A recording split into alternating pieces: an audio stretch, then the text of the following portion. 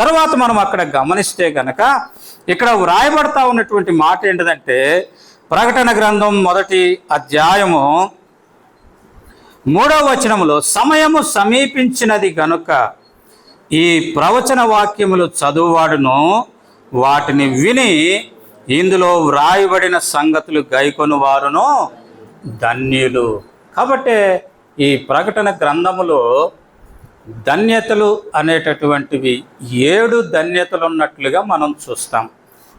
7 ధన్యతలు ఉన్నట్లుగా మనం చూస్తాం. ఆ 7 ధన్యతల్లో మొదటి ధన్యత ఇది. ధన్యత అంటే ఇంగ్లీష్లో ఏమని వ్రాయబడి ఉంటుంది? బ్లెస్సెడ్ అని వ్రాయబడి ఉంటుంది.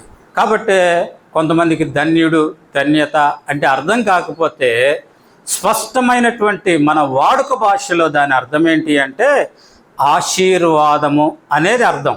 ఆశీర్వాదం అంటే ఈ ఆశీర్వాదాలు ఈ యొక్క దేవుని గ్రంథం, ఈ ప్రవచన గ్రంథంలో ఎన్ని ఉన్నాయంటే 7 ఉన్నట్లుగా మనం చూస్తాం.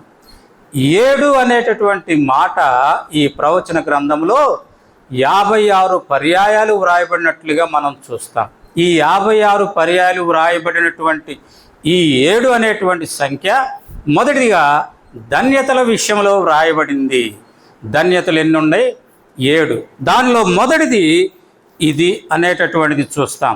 రెండవదిగా గనక మనం గమనిస్తే ప్రకటన గ్రంథము 14వ అధ్యాయంలో 13వ వచనాన్ని గనక మనం చూస్తే అక్కడ వ్రాయబడతా ఉన్నటువంటి మాట ఏంటిది అంటే, అంతట ఇప్పటి నుండి ప్రభునందు మృతి నొందు మృతులు ధన్యులు అనేది మనం అక్కడ చూస్తా ఉన్నాం. రెండవదిగా మనం రెండవ ధన్యత ఏమని మనం చూస్తా ఉన్నామంటే, ప్రభునందు మృతి నొందిన మృతులు ధన్యులు అనేటటువంటిది మనం అక్కడ చూస్తూ ఉన్నాం. మూడవదిగా గనక మనం గమనిస్తే మూడవ ధన్యత ఎక్కడుందండి? చూడండి, మూడవ ధన్యత ఎక్కడుంది అంటే ఈ యొక్క ప్రకటన గ్రంథంలోనే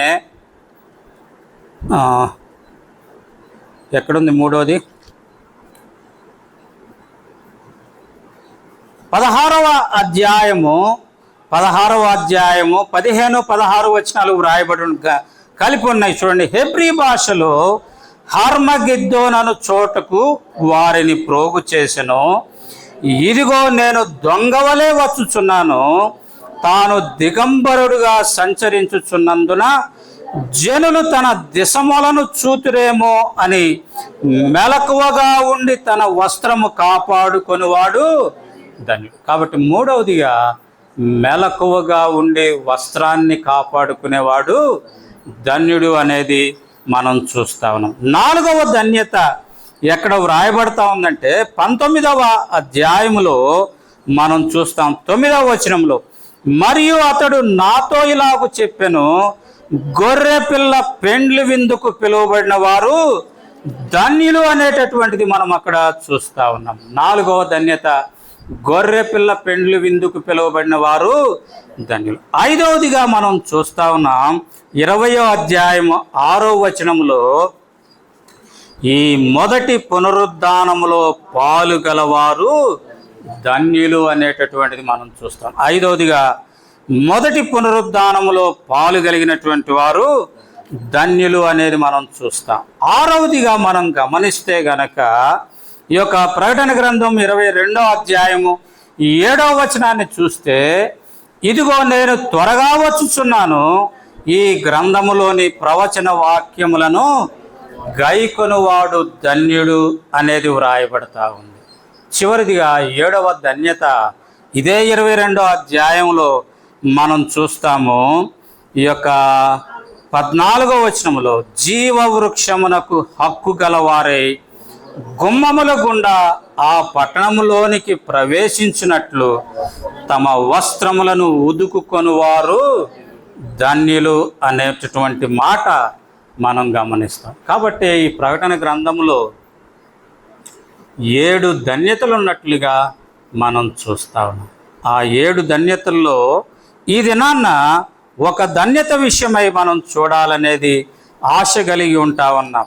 ఎందుకంటే అది మనకి చాలా ప్రాముఖ్యమైనటువంటిది అనేది మనం అక్కడ చూస్తూ ఉన్నాం. ఏంటిది అంటే 5వ ధన్యత ఏంటది చూడండి. 5వ ధన్యత ఏంటిది అంటే మనం ఈ మొదటి పునరుద్ధానములో పాలుగలవారు ధన్యులు అనేటటువంటి మాట వ్రాయబడతా ఉంది. మొదటి పునరుద్ధానములో పాలుగలిగిన వారు.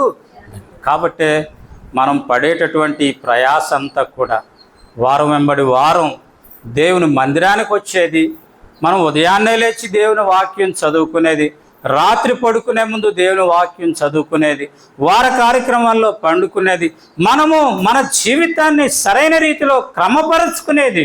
దానికి కారణం ఏంటిదంటే మొదటి పునరుద్ధానములో నీవు నేను పాలు పంపులు పొందేదాని కొరకై మనము ఈ రీతిగా ప్రయాసపడతా ఉన్నామనేది మనం గ్రహించాలనే దేవుని యొక్క ఆశ.